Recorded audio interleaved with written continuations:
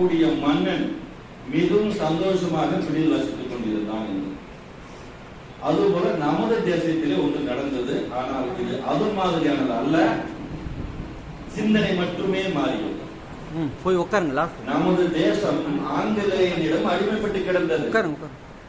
அந்த அடிமைப்பட்டு கிடந்த நமது தேசத்தை விடுவிப்பதற்காக பல பல போராட்டங்கள், ஒன்று பேச்சுவார்த்தை மூலமாக, போராட்டங்கள் மூலமாக, ஆயுதங்கள் மூலமாக மிகவும் தீவிரமாக எதிர்த்துக் கொண்டிருந்த நாள் சிலர் கவிதைகளால் ஆங்கிலேயரை சாடி மக்களுக்கு புத்துணர்வை ஊட்டி சுதந்திர வேட்கையை உருவாக்கி கொண்டிருந்த நேரம். அதிலே ஒரு முக்கியமான ஒருவன் அந்த முண்டாசு கவி பாரதி. ஆங்கிலேயனை எதிர்த்து கவியை ஏற்றுகிறான். ஆங்கிலேயன் இவரை கைது செய்ய துடிக்கிறது. பல நாள் சிறையிலே விட்டார்கள். ஆனாலும் தன்னுடைய வேட்கையை அவர் நிறுத்திய பாடில்லை.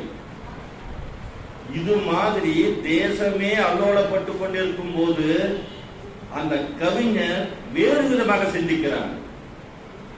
எந்தையும் தாயும் மகிழ்ந்து குழாவி இருந்தது இந்நாடே, இந்த நாடு எப்படி இருக்க வேண்டும் தெரியுமா என்று அந்த முண்டாசு கவி யோசிக்கிறான்.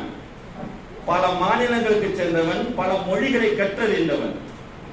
அந்த வகையிலே சுதந்திர போராட்டம் ஒருபுறம் நடக்கட்டும், மறுபுறம் இம்மாதிரியான சிந்தனையும் வர வேண்டும் என்று நமக்கெல்லாம் ஒரு பாடம் எடுக்கிறான். அதாவது இக்கால கவிஞர்களுக்கு நான் வைக்கக்கூடிய ஒரு கோரிக்கை, நீங்கள் இயற்கையை வர்ணியுங்கள், பெண்மையை வர்ணியுங்கள், ஆன்மீகத்தை, அரசியலை எப்படி வேண்டுமானாலும் சொல்லிக் கொள்ளுங்கள்.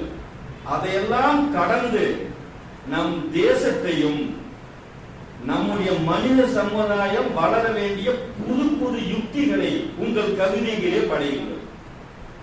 பாரதி இன்றும் இருக்கிறான் என்றால் அல்லாதான். அவன் ஒன்றை மட்டுமே தொட்டுக் கொண்டு செல்லவில்லை, அவன் எல்லா துறையும் தொட்டுவிட்டான். அதிகமாக தேசத்தை எடுத்தான். தான் விரும்பும் மாற்றத்தை இந்த சமுதாயத்திலே விதைக்க வேண்டும் என்று கவிதைகளிலே வடித்ததுதான் இன்றும் அவனை மேடையிலே நம்மை போன்றவர்களால் பேச வைக்க முடிகிறது. அப்படி என்ன அவன் செய்தான் என்றால் கேளுங்கள். அப்படியே யோசிக்கிறான். இந்த தேசம் எப்படி இருக்க வேண்டும் தெரியுமா? சிந்து நதியின் இசை நிலவினிலே சேரனந்தாட்டிலும் பிந்துடனே சுந்தரத்தில் பாட்டிசைத்து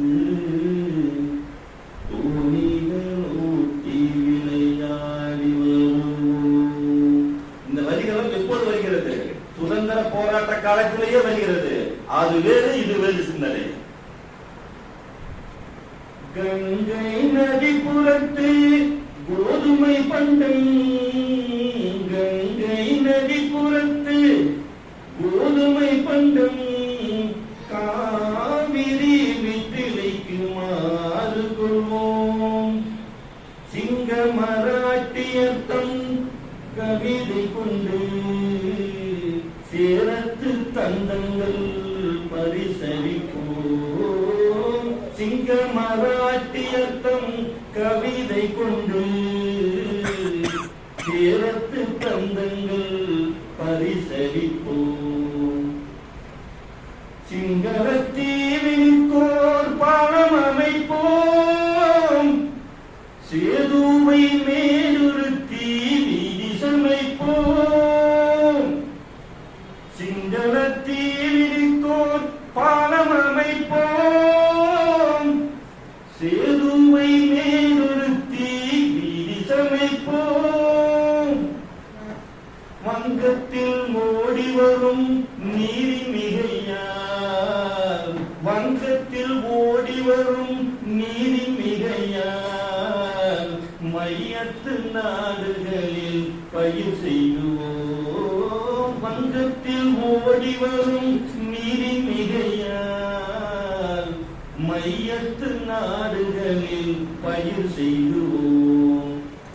இந்த கவிதையிலே எல்லா மாநிலத்தையும் எடுத்து ஒவ்வொரு மாநிலத்தின் சிறப்பு அம்சங்களையும் எடுத்து அதை இங்கு வைப்போம், இது அங்கு வைப்போம், மனம் ஒன்றிணைவோம், தேசத்தை முன்னுக்கு கொண்டு வருவோம். இது மாதிரியான சிந்தனைகள் தான் நான் தற்கால கவிஞர்களிடம் எதிர்பார்க்கிறேன்.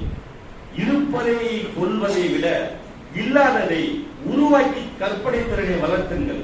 ஆகவே நமது வருங்கால சமுதாயம், நமது தேசமும் மனித நலமும் பெருக பெருக நாம் நம்முடைய கருத்துக்களை இது போன்ற மேடைகளிலேயும் அச்சுக்களிலேயும் வெளியிட்டு இந்த மனித சமுதாயத்தை நல்லதொரு பாதை கலைத்து செல்ல வேண்டுமாய் இந்த அற்புதமான நிகழ்ச்சியிலே கேட்டுக்கொண்டு விடைபெறுகிறேன். நன்றி.